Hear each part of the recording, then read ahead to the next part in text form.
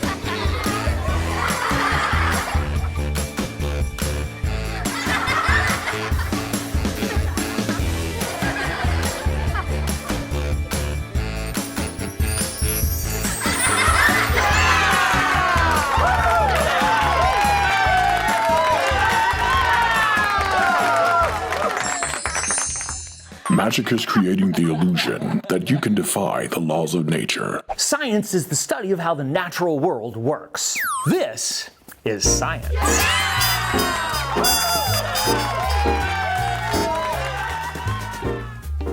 Today, we're going to talk about fossils.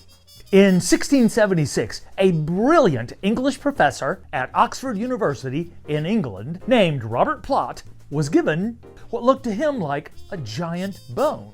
After studying it, he correctly identified it. This is not a rock. I believe it is the lower part of a thigh bone.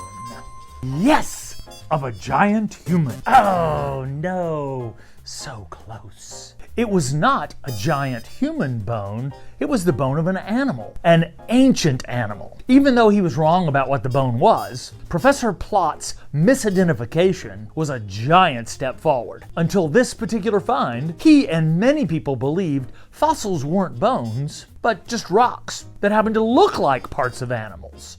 I wonder what Robert Plot would have thought of this guy. Zurikens, what is that? This is a nodosaur. This 18-foot-long beauty was found by miners in Canada. It's the best preserved armored dinosaur fossil ever found. Scientists have even been able to look inside this animal's stomach and identify the types of plants it ate. That's cool, right?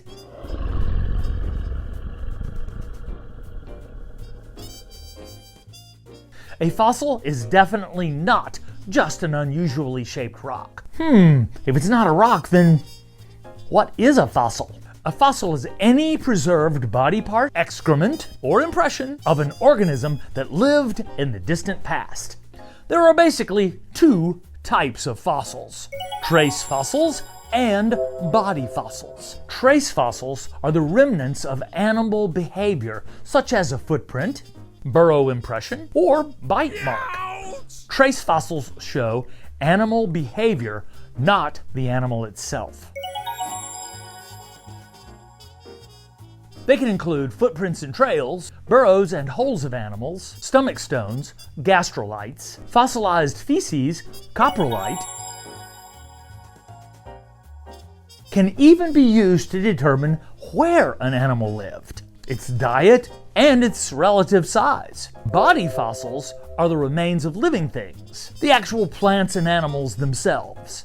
Within the body fossil type, there are even two subcategories: unaltered body fossils and altered body fossils. Unaltered body fossils. This is the original material of the plant or animal. Unaltered, formed of stable minerals, shells made of calcite or aragonite, can be stable a long time and can become fossils. Frozen.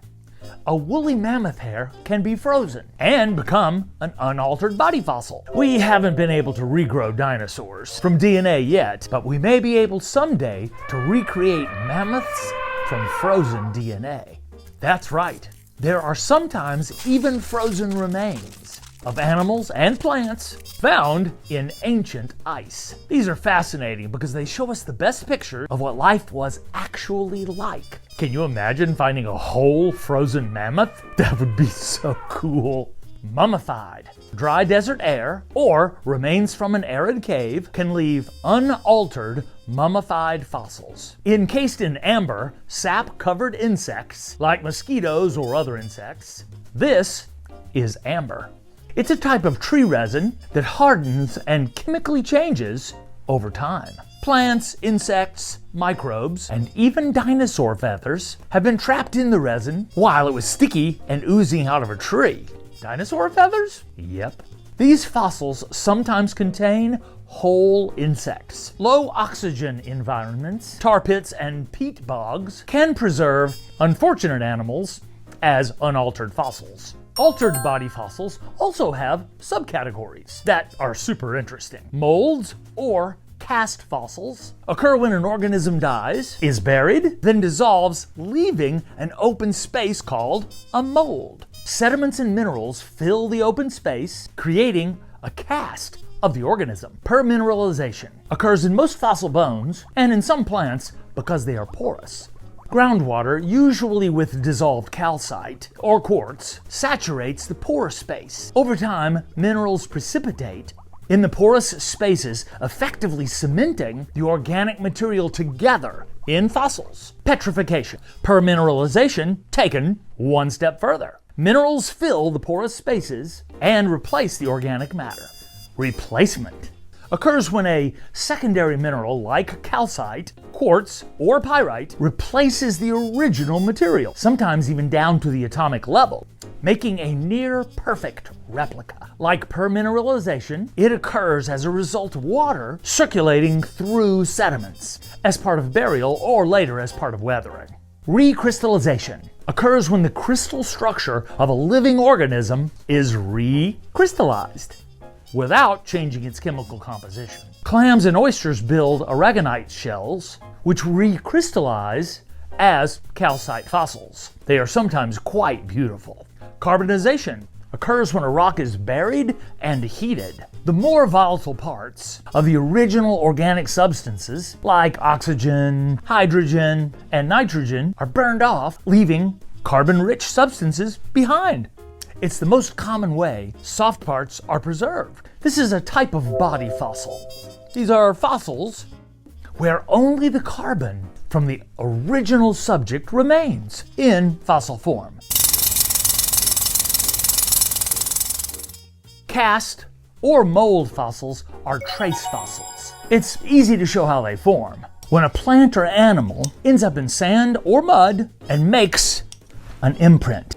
The animal or plant deteriorates, but the imprint remains.